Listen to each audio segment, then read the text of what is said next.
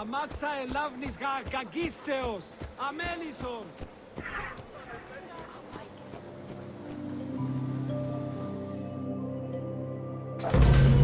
Welcome to Important Monuments of Cyrene.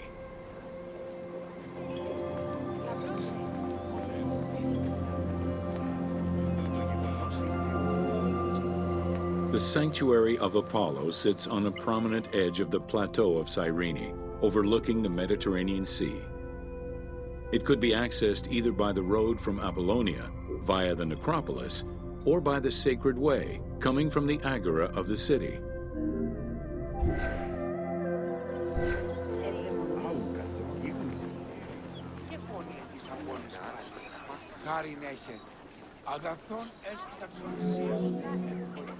The abundance of temples and statues throughout the city reflect the various Greco-Roman and Egyptian cult influences over the centuries.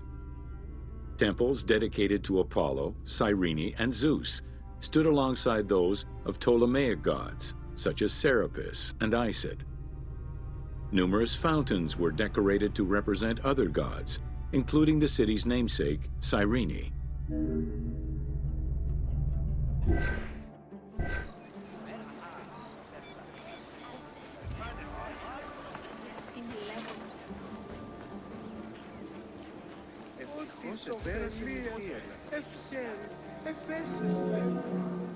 A vestibule known as a propylaeum marked its entrance and highlighted the fountain of Apollo.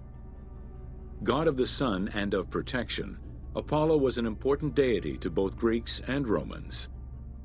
The sanctuary built in his honor was considered to be sacred.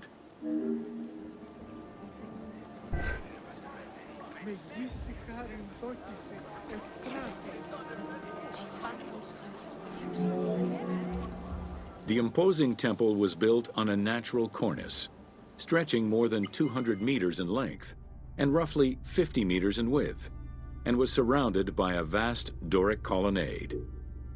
Sections uncovered by archaeologists indicate restorations to the columns were made between 115 and 116 CE.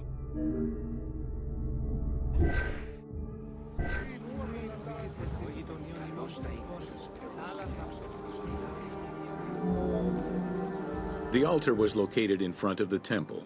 Both are estimated to be the same age, though restored at different times. Many bulls were sacrificed each year at the altar in honor of Apollo. The imprint in the stone of the ring used to strap the animals down is visible to this day.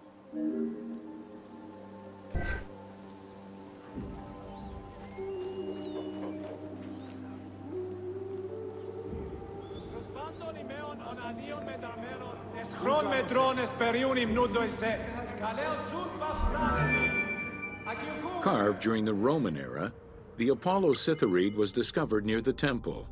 It is considered an important archaeological find. The statue of Apollo was in pieces when it was uncovered. Remarkably, most fragments were found, and the restored statue is currently at the British Museum. The team extrapolated the statue's final look based on the current partial reconstruction, and placed it inside the temple to reflect the patron deity of the area.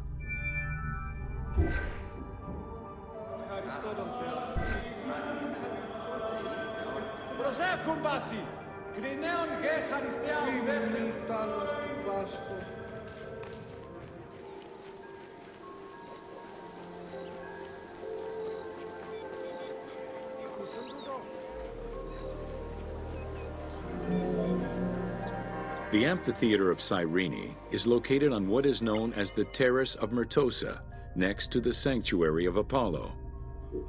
It was built on top of the old theater in the 2nd century. Originally used as a stage, the theater became an amphitheater once the taste for Roman gladiatorial entertainment reached the city.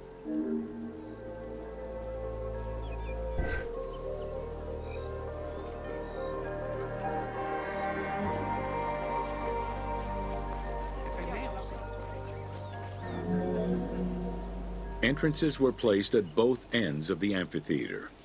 A wall replaced the first 2 rows of bleachers as protection from the array of wild animals in the ring. The tunnel used for the parade of beasts and gladiators circled the arena, unlike the Roman Colosseum's tunnel, which was beneath the amphitheater. The basement and corridors accommodated both the gladiators and the animals, and included lifts that raised the traps into the arena's center.